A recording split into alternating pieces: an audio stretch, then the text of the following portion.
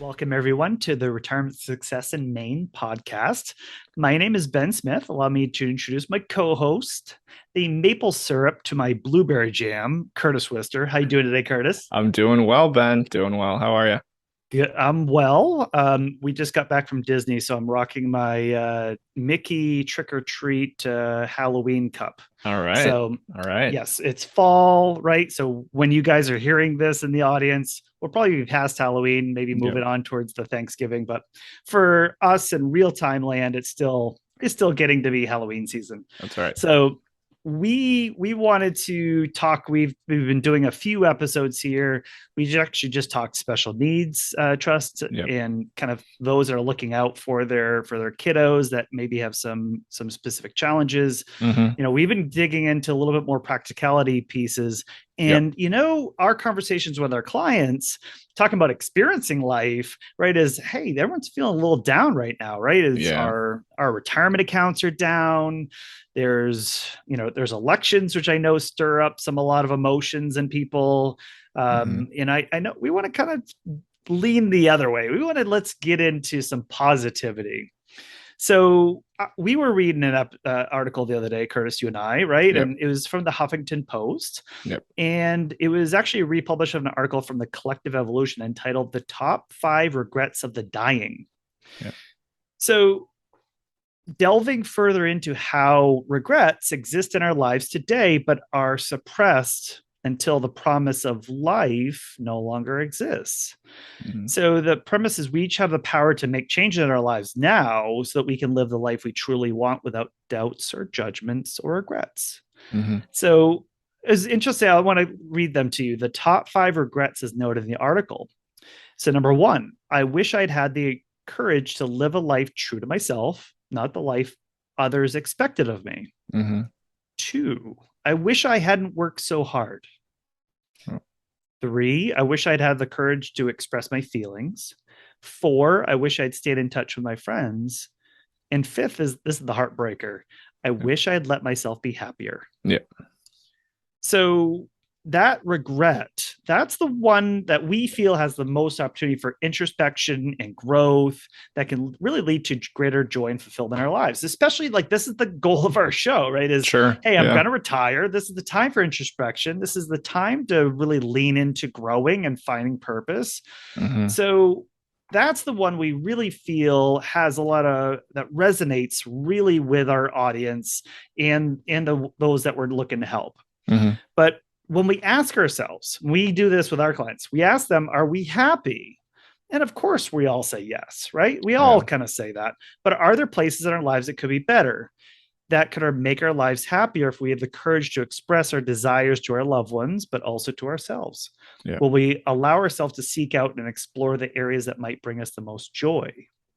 Mm-hmm. That's what this episode's about, giving yourself permission to experience joy in retirement. That's right. And obviously our theme on this show, Ben, is we like to go out and find guests and experts in the area of or topic of conversation. So we continued that today. So our next guest is a resilience coach and workplace mental health strategist.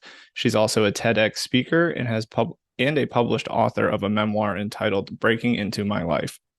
Our guest goes first and sees herself as the bridge that helps people get comfortable with their mental state so that they reach out and get the support they need before they hit a crisis. She makes it okay to not be okay and thrives on making real difference in the lives of others, especially around their well-being.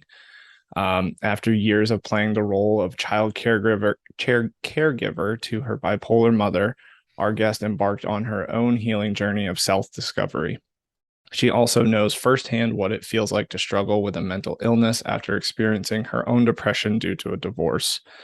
Michelle went on to spend years working to eradicate the mental health stigma within her own workplace by elevating empathy and compassion, causing more open conversations, and leading real change in how mental illness is understood.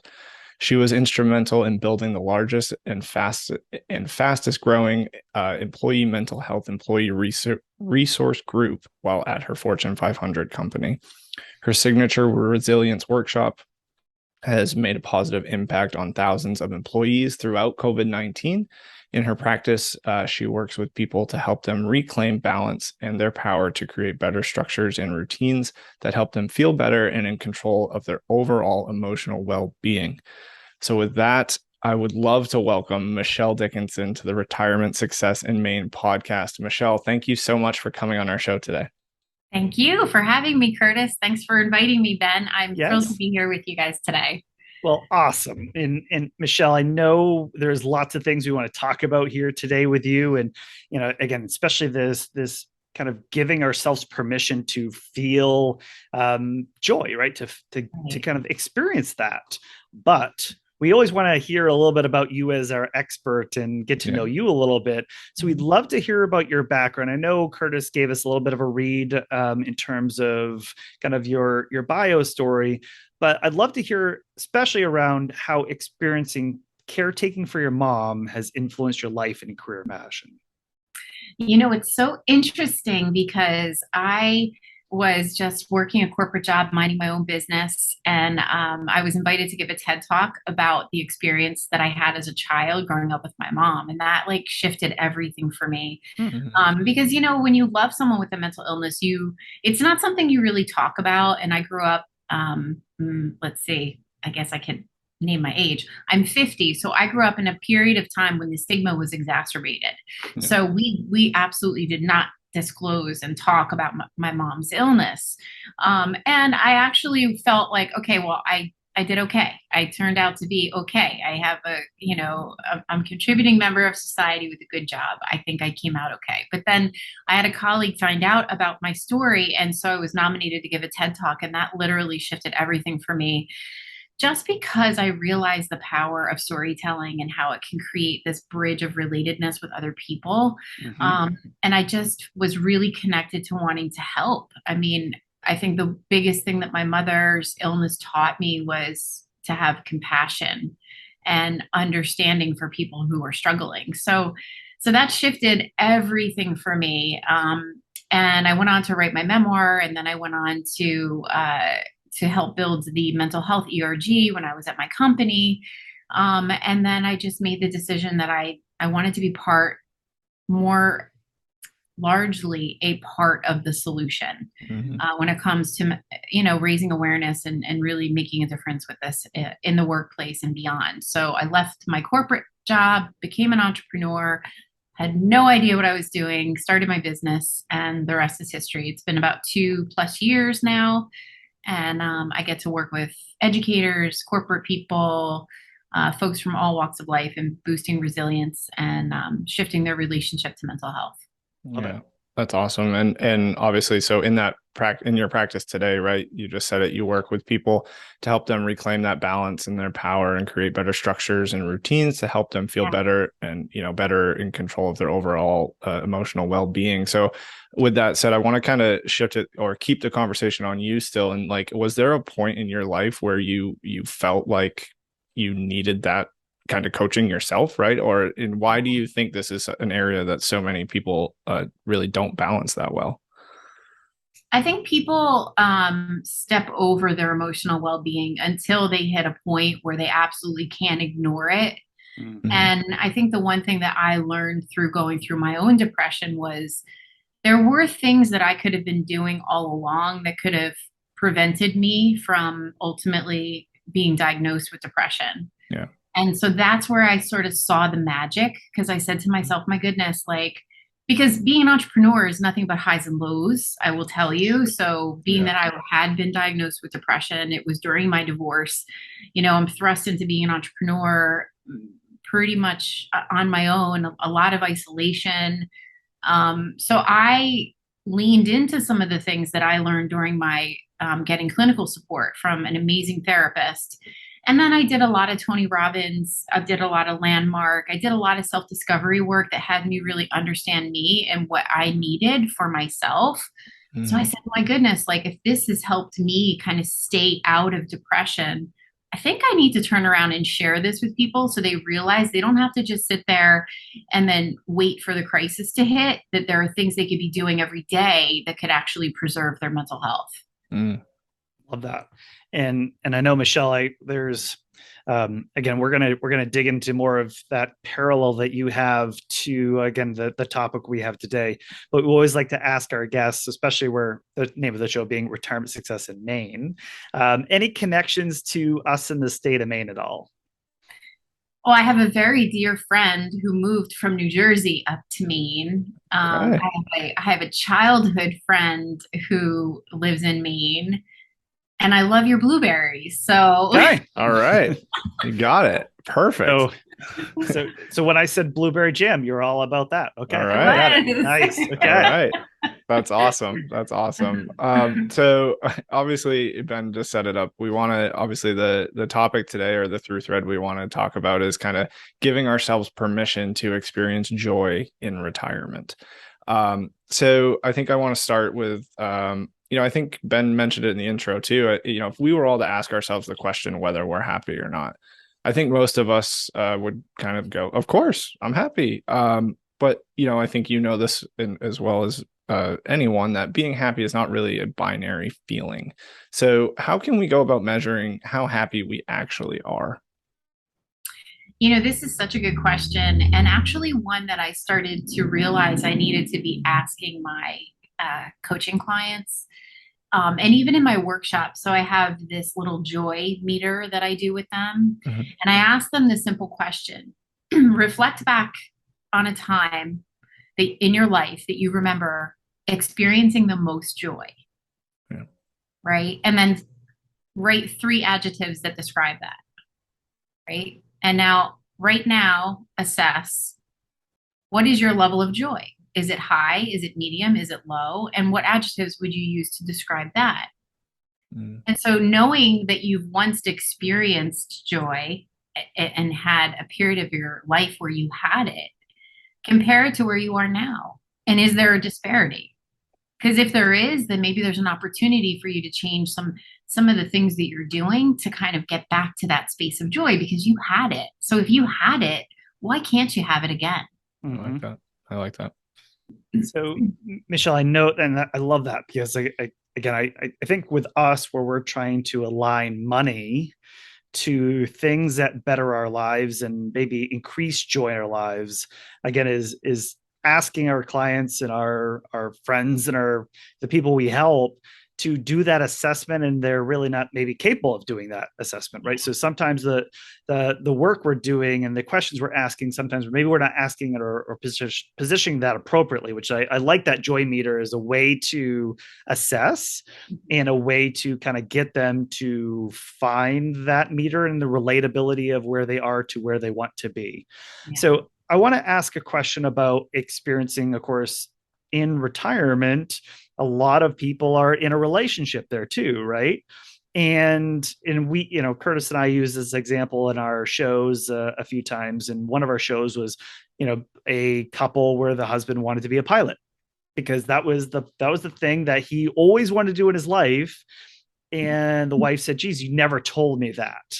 Right. You never told me this, that you always wanted to do that. So that kind of set off on a path for him. So I guess what my point of bringing that up is, when we compare ourselves in terms of that joy meter to our partner, we might be differently rating ourselves, right? Is they might be at their level of joy to the point of their most joy ever, and the other might not be. So how do we resolve this so that both members of that relationship are experiencing joy more evenly? And it feels like, and just the observation we have is, sometimes there's this, well, if I say what I want, that might detract you, my partner, from something you want. So they have this invisible, like, non-communicative barrier that's happening, where I don't want to say this because that's going to mean that you can't do your thing. And now we just never talk and get stuck. So my question here is, how do you kind of resolve that kind of the relationship piece in retirement around joy? It's so interesting. I think, our society has taught us a few things, and you would know this in the field that you're in. It's taught us to be disciplined, right? And discipline has gotten so many people to a great place. So why would they ever think about not being disciplined. So you're sort of Mhm. asking them to relax their discipline and just enjoy their life. And the other thing is this either or mentality, that if this, then I can't have that. And so I think one of the greatest things that I learned through my self-discovery journey is that, like, it's possible to have it all. It's possible that it doesn't have to be either or. It could be both, right? So coming at life from a space of possibility, like what's possible, what's really possible, and like permission to dream and step away from maybe being so disciplined. And also, a lot of times the underlying issue with so many people is fear, right? So you really have to like get to the heart of like where the fear comes from, because fear oftentimes is what stops so many of us. And on the surface, it might appear very differently than it actually is, because underneath is really all about, well, I'm afraid, I'm fearful. Like, what if this happens? Like the worst could happen, right? And we got to be prepared. So, Michelle, I want to combine three things you just said. You had three threads, and I think they weave together so well. One is again having the discipline, especially when the clients that we have is they've been so disciplined to save, and they've been taught that. All right, here I came from where my family didn't have money, and I was taught if you have discipline and you save, you will amass a certain amount of money. And so there's that, right? Is this discipline of I got to build towards something, and that something allows me to not work. That's all it does. It allows me to not work. And that's the goal. But two is, but also I have a fear, which we are talking to our clients every day right now. Market's dropping. People are upset. They've lost money. Every day there's a dollar that's come out of their account because it looks like they've lost money. That represents heightened fear of going backwards, and that they can't they have to go back to work. They can't stop working. They have to do all, so they're going backwards in this. And those are the things, when you kind of dig into it, those are the things they're saying. That's why they have in their minds, there's arbitrary numbers of this number represents safety, even if it does or does not. That's what we prove, is whether it does or does not. Right. But that's in their heads all the time of, that's why I can't do what you're telling me to do, of like, live for today, guys. It's okay. You can do some things today. You can still spend from your accounts.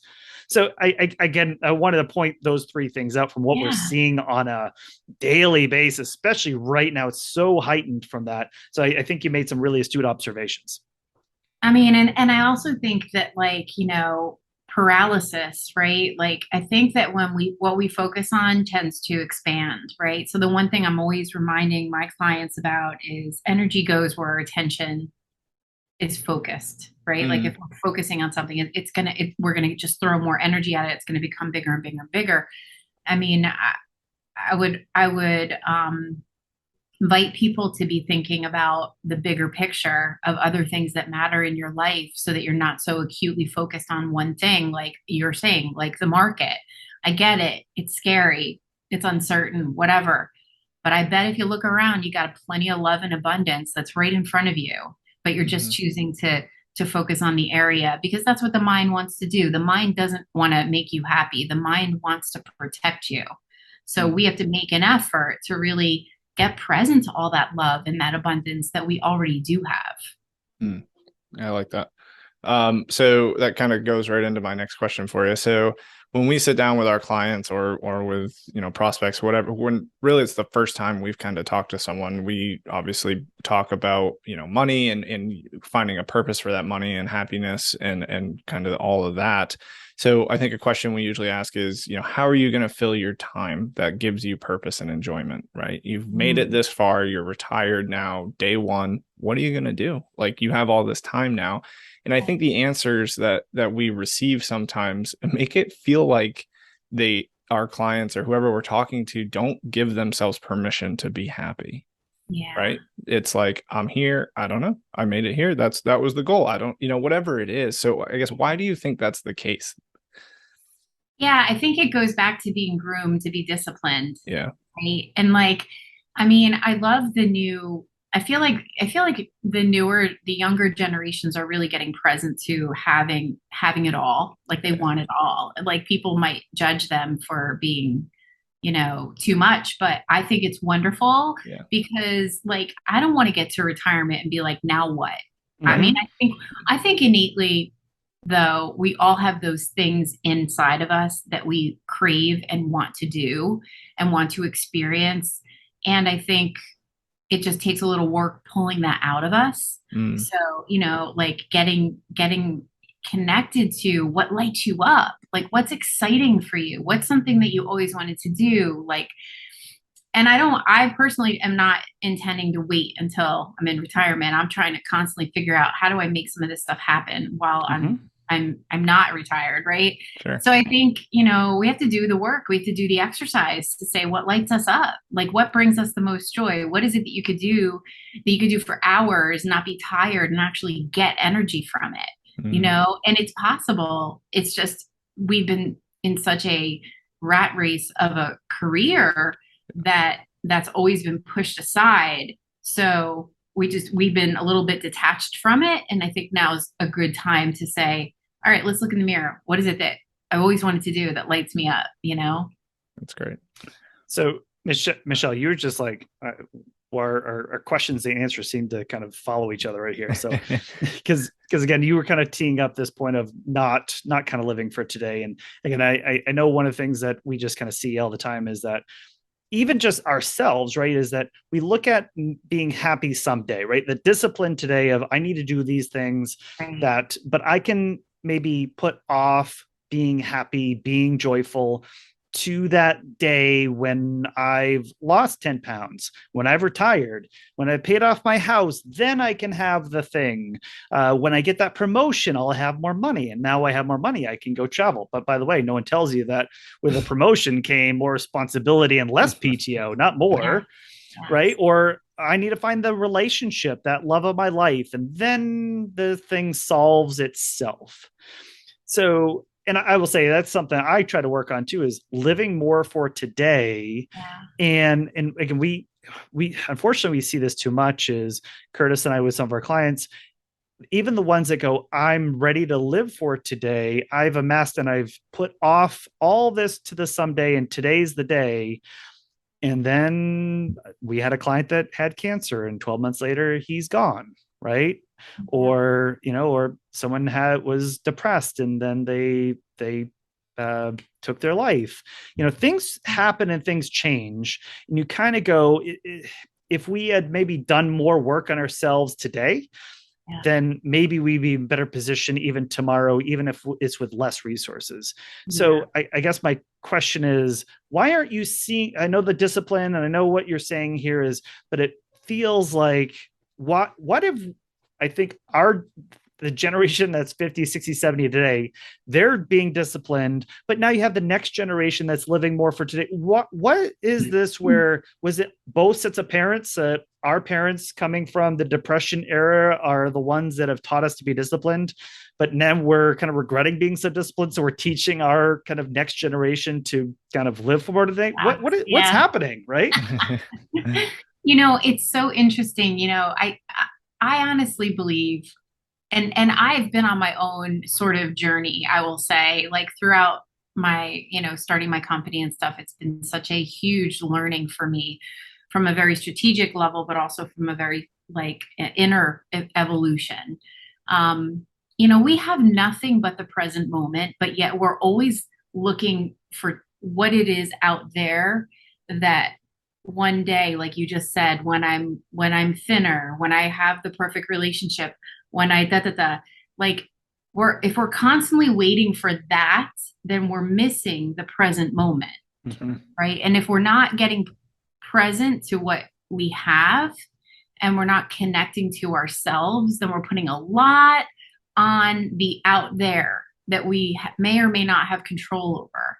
So one of the things I'm always telling my clients to do is you gotta slow down, get present, do the meditation, connect with yourself. A lot of people don't want to hear that, but I'm telling you, it is the greatest thing you can do to connect to yourself. And if you don't know what your joy is, try sitting in silence and just getting connected to yourself. Mm. When we look externally, like our society has taught us, for the things that bring us joy and fulfillment, we're setting ourselves up for disaster. Like, and when we hang our hat on the someday, we know that there's like no actual someday on the calendar. Like you're losing the present moment. You're losing the opportunity to really connect with yourself, find out what brings you joy, be happy in the moment, not necessarily only when you get to the destination. And that's going to bring more fulfillment in your life. So big advocate over here for meditating. And I've gotten even more connected to myself and my own idiosyncrasies through meditation to help me really evolve. And I recommend that highly. And Michelle, I guess what I also hear you say is going back to this thing is not binary, right? It's not fully disciplined, no joy to, because I think if I am sitting in the shoes of I won't give myself permission, I am pointing to the people that, well, those are the people that had no discipline, and then they have no money and they don't have the resources to do the things that I can do now because I was. So they, even though they experience all the, it's the squirrel getting ready for winter and gathering the nuts versus eating them, binary, right? Is those are two complete opposites. Is, well, you do have to eat today, by the way, so that you can continue to live for tomorrow to get through the winter. You can't just not eat at all to then store all these nuts, right? So it is. I hear you kind of going there. Is you got to be having an eye on both. Absolutely. I mean, again, it goes back to the either or. It doesn't have to be either or. It can be both. I'm gonna enjoy the moment. I'm gonna make sure that I'm getting present to the good that's in front of me, and I'm gonna plan. I'm gonna be responsible. So yeah, for sure.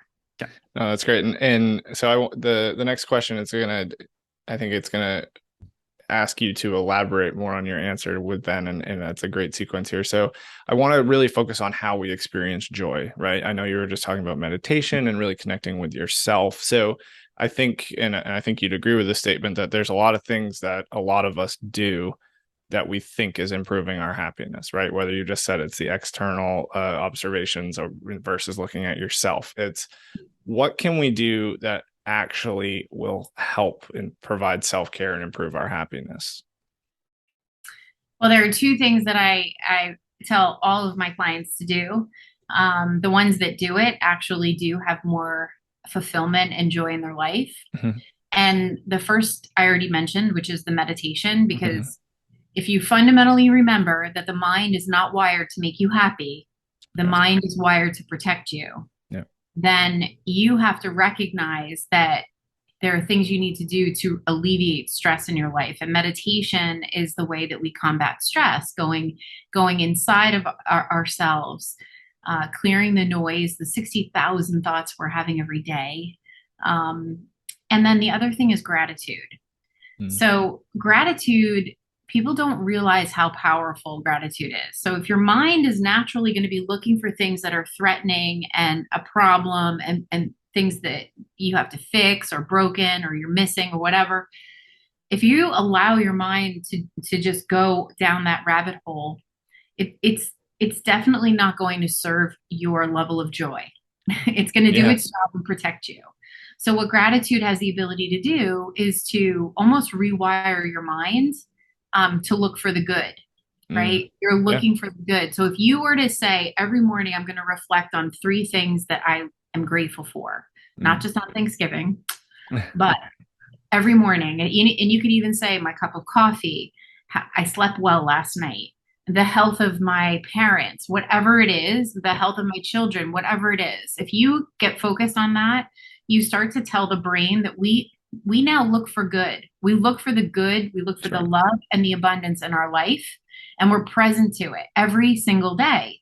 And then throughout the day, when you have challenges that come along, you have the ability to almost overcome them with positivity organically, not like I'm going to motivate myself and just, rah, like, motivational talk is going to, temporarily have you feel good. This actually rewires your mind to look for the good. So the meditation and the gratitude really are so powerful. and pulling in more of highlighting more of what is good in your life. And most of the time we're so busy looking at what's wrong that we are stepping over all of the love and abundance we get every day. Yeah.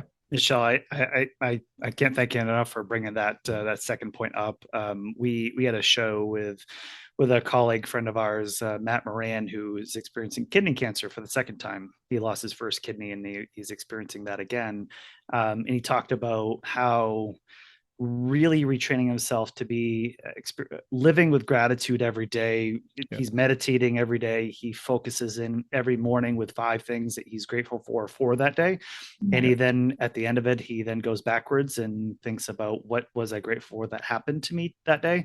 Yeah. So he really leaned into that. And it's just something where he's then imparted that thought into his family as well, is that they do that. They express to each other gratitude, and how much he's seen that really fulfill his relationship with his spouse, with his kids, are better relationships. And I see that too. And I just, Curtis and I talk about this, and, we're Curtis and I on the golf course together. And sometimes it's, well, things aren't going your way that day. Right. And, and you think about, oh, I hit a bad shot and things are bad and it's so bad. And I can't believe I'm doing this. And then having that moment of gratitude is like, it's perfect weather outside. With friends, we're having fun. All those things happen. And all of a sudden, by the way, you start playing better, right? All of a sudden life is getting, it just gets better.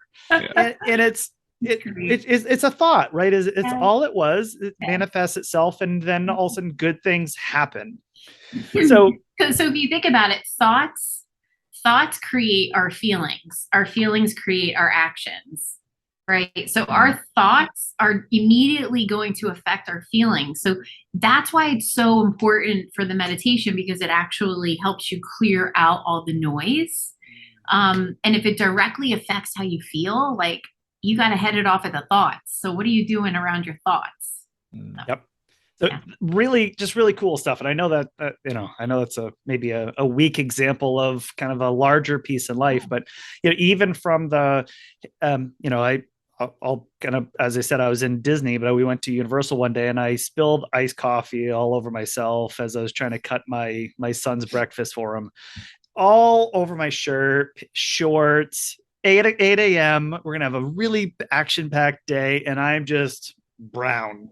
It's like, but it's like, hey, I'm going to just rinse off. I don't care. Nobody knows me here. We're going to have a really great day.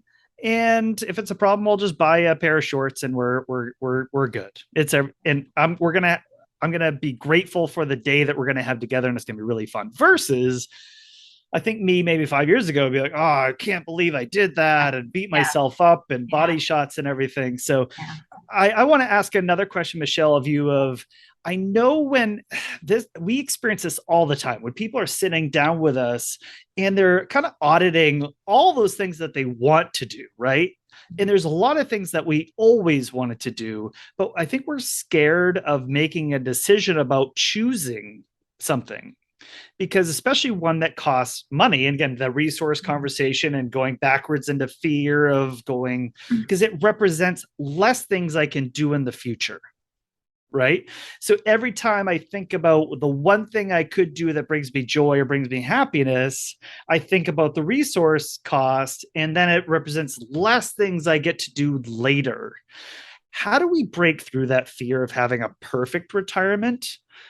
Because I think when we envision the perfect retirement, sometimes we don't actually move forward because we're so scared of one choice creating the binary and taking away the other. How do we break through that? That's such a great question. And I wish I had the answer. I mean, it's seriously, I always ask my clients this question.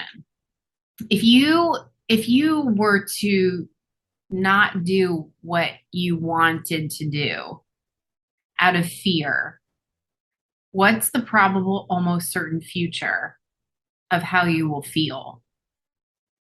So I think you have to fast forward, and I don't do the thing that I want to do. How are you going to feel? So I think that is always a good place to go, if you can envision, okay, so say like, a year or two from now, and I haven't done that, am I going to be disappointed in myself? Am I going to be angry with myself?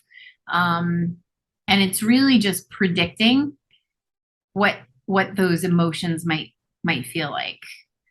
Which goes to our read, right? Is when we said, I wish I had let myself be happier. Yeah.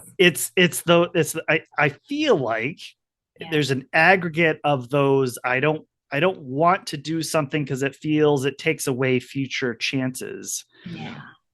Leads to this feeling of I don't really have a future.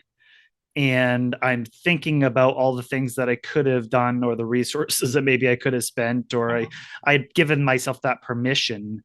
It's like that. It feels, to your point about the feeling, which is more powerful, I guess. Right. Yeah. It feels like the through thread here, this whole conversation, we go back to that either or situation again in my head, as everything we go to, it just keeps saying it's not a binary kind of yes or no kind of situation. So I want to. That takes retraining. I was just going to say, like, that you have to think about your clients that come to you and they have had 50 plus years of being groomed a certain way, being trained to be a certain way, and now you're going to try to introduce to them, suspend the either or mentality. It's not comfortable. It's not familiar. Exactly. And it's foreign, Well, so, yeah. And Michelle, I think it's this. Also, they're looking to us and saying, guys, you're the financial experts, right? And show me the path that I can have my cake and I can do the fun stuff today and it will be okay later. Show me that path. And the ones that I think really trust us to say, I trust what you're telling me. It is going to work, even when things are down by 20% in maybe 9 months. Even when those situations happen, it is going to be okay. The ones that I think commit to us working together in that relationship and trusting each other as we go through it, I think those are the ones that maybe are experiencing that a little bit more. The ones that I maybe it's more fearful in the relationship, it seems like it's tougher for us to do that. And it's also, and you might disagree with me because you guys are the money guys, but I also think it all goes back to scarcity versus an abundance mindset. Do you believe that, there's enough? Do you believe, that there's not enough? Like, if you fundamentally have a disposition that, I gotta keep everything, I gotta, there's no more is coming to me, then you're living in a scarcity mindset. So I think that there's an opportunity to look at your mindset around scarcity versus abundance. That's all. I would say that, and really almost, I don't care what the wealth level is. I think they're all in a scarcity mindset. I think when they all look and survey themselves, they all believe that again, I know I'm stereotyping here. I'm making a generalization of a broad group, but in our experience, I think everybody feels like they don't have enough, and they always look around and they see people making abundance decisions, which then leads them to their own feeling that they must also have an excess of abundance of other resources to live a lifestyle which they feel they cannot afford. Right. Which we know isn't the case. Right. We know that isn't the case. But I think that's a mindset that happens pervasively. Right. It's across the board. So, Michelle, I want to kind of zoom out here a little bit. And again, we're going to continue the talking of this as kind of generalizing a group of people. So what do you think we, like, as a society, learned from our parents, grandparents, family members, friends that, in their retirements, or even not retired, just their habits, what they do, their lives, their social lives, their spend, whatever it is? What is it that kind of got us thinking that we shouldn't be chasing happiness and joy in our lives? I mean, honestly, I think Ben said it best before when he was talking about, the era that our parents grew up in, the experiences they had. Like, we know the pandemic has shaped us into who we are. We will never look at toilet paper the same way. But like, in general, like, if they grew up during some hard times, or I mean, they have. I mean, both of my parents tell me stories, and then my grandparents told me stories, and like all of that trickles down, and it feeds into our work ethic. It feeds into our belief system. I mean, they say that our brains are formed when we're very, very young, our belief systems, so, and that's why I think doing the inner work and really understanding the source of those limiting beliefs and dismantling them, and learning yourself for who you are, and maybe adopting some other healthier, more empowering ones are really the way to go. But a lot of people don't want to look in the mirror and do the work. So you could be a product of your situation and go with the flow, or you could really start to look in the mirror and say, hey, is this something I just believe because I believe it because it came from my parents? But yeah, you're right. You're absolutely right there. Michelle, I had another question in my head, but I want to ask this one instead because I think this is a better question. So we look at, again, what as Curtis just said, our parents, our grandparents, who have informed us, and as you said, these are decisions, or these are things that are being programmed and trained from a very young age of what we see, how we see people act, what we see people and our parents and our relationships, what they do. And you made the earlier comment of, I think this generation coming up can have it all, right? And they have that idea. So here we are, right? We all have an opportunity to send this in the future, right? We're looking at retirement right now. And I guess what I want to say is, what if I'm going to retire today, not only just kind of thinking about myself and what sort of retirement I want to have, what sort of also lessons should we be teaching that next generation or two generations down the road, that in 50 to 60 or 70 years, they're going to be experiencing their retirement? How would you, again, kind of fishbowling ourselves a little bit, how should we think about maybe what lessons we're passing on in generations from, again, not an internal one of, hey, I just not going to think about myself here, but I want to think about what am I teaching my granddaughter and what she thinks about retirement and what she believes she's going to be doing when she gets there. Yeah, it's interesting. I mean, I feel like things might shift because, I mean, I think we need to be teaching our younger generation to learn to be more present in the moment and live their lives to the fullest, and not only live to work, to have the balance in their life, like legit having the balance, creating the lifestyle you want and fitting work in. What a concept, right? Like create the life that you want and then fit the work in, and sprinkle in the responsibility and discipline that we know is essential for them. But don't put off to retirement your experiences, your dreams, your wishes, your goals, your aspirations.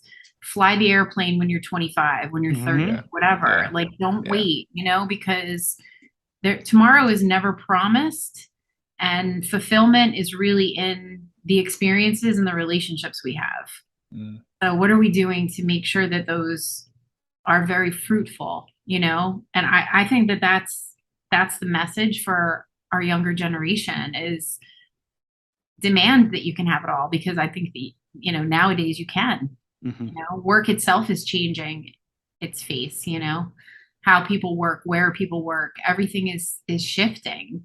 And people are also they're more responsible, they're more conscientious of organizations that they're a part of, companies they're purchasing from. It's just very it's a different world, and and possibilities are limitless. Yeah. I love that. That's so we've reached kind of the last question that we want to ask you, Michelle. And I think the answer might be similar, but I want you to hone in on yourself for this answer. Okay. So obviously our podcast is titled Retirement Success in Maine.